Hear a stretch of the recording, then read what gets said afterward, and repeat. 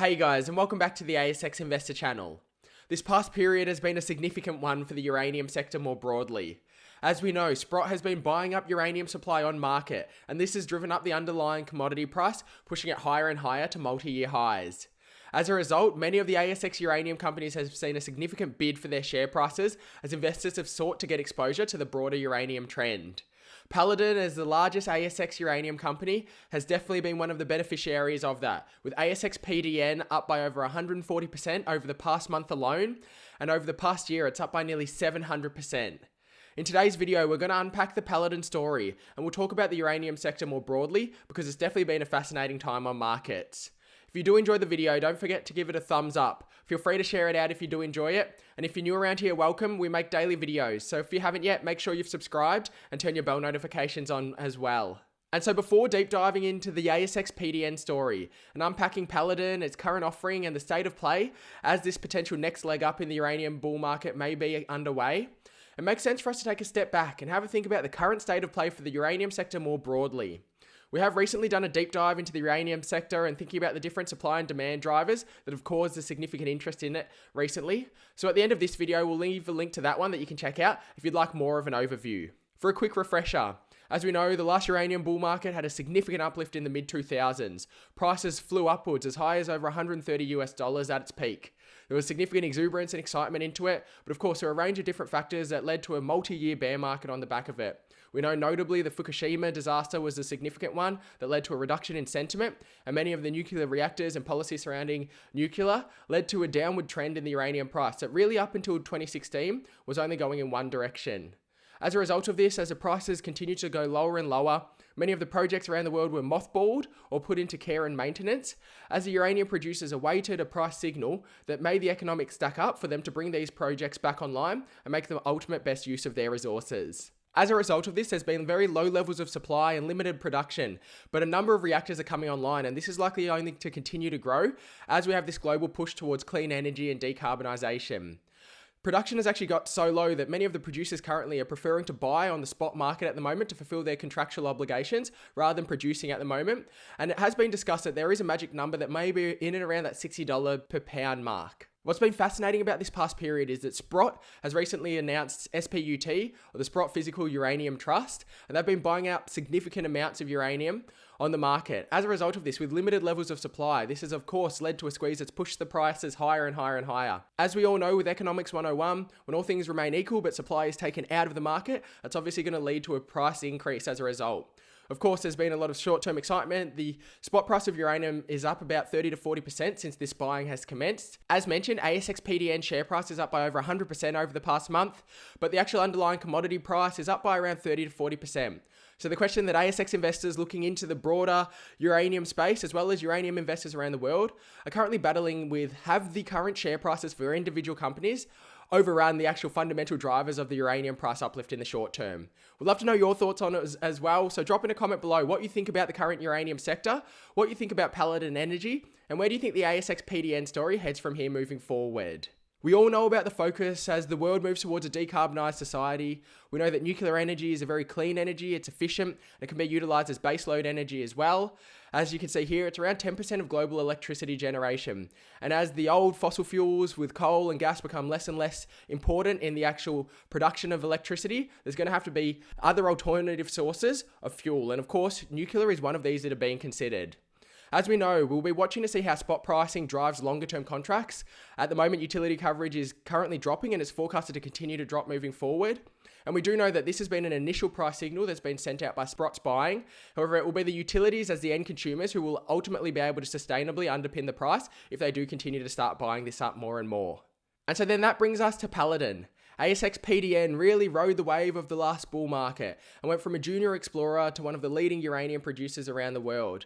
Of course, they were founded by John Borshoff, and they're still the largest ASX uranium company on the boards. Their primary flagship asset is Langer Heinrich. It's in Namibia, which is a major supplier of the world's uranium when at full capacity. And interestingly, they did have the Kealakara project as well, which they did sell to Lotus, as they wanted to focus their efforts on the eventual potential restart of Langer Heinrich when they do get that price signal that it's ready to go. As you can see here, some of the key numbers when looking at the project for Paladin. The restart cost is in and around the $80 million US mark. Their C1 cost for production across the life of mine is around US $27 a pound. So of course, when you start thinking about that uranium price pushing up to the $50 mark, potentially getting to that magic number in and around the $60 mark, you can see how it starts to get really enticing and profitable for these types of companies. Their life of mine is 17 years. The progression stage for that will be in the first 7 years, they'll be producing around 6 million pounds of their real high quality product. And then in the back half of that period, they'll then be reducing that, but continuing to produce out for the 17 years. As you can see here, peak production around 6 million pounds. It will be interesting to see when Paladin starts to make that decision about the restart.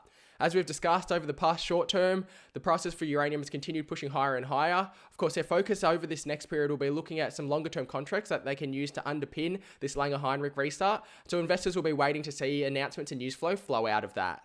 And building on the Paladin offering, of course, Langer Heinrich is their flagship operation, and their focus over this next period is initially getting the restart underway, getting back to production, and then getting operationally cash flow positive with Langer Heinrich in Namibia, and then focusing on their other assets and opportunities for exploration, and also potentially considering some M&A once they have gone through that process.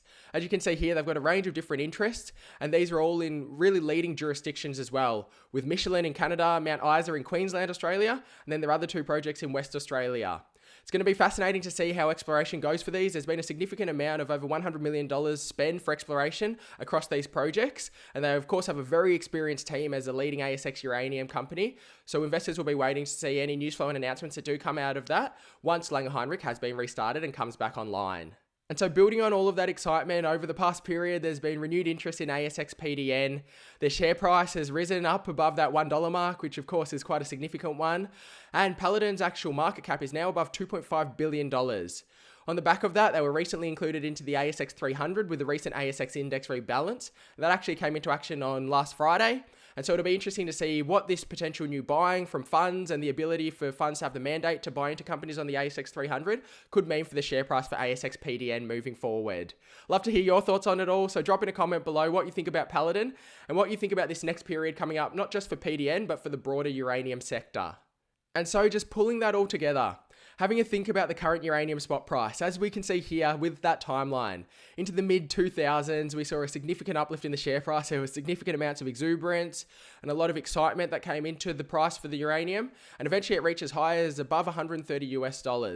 Of course, over the next few years, there was a downwards trend before Fukushima really saw sentiment surrounding the sector reduced to lows. We saw that the price really bottomed out in 2016, and over the past 5 years, it's actually doubled. But we see this significant price signal that started over this past period, and just recently, uranium passed that significant level of $50 US per pound. As we've talked about, that $60 seems to be in and around that sweet spot where potential producers will think about bringing their care and maintenance mines back online.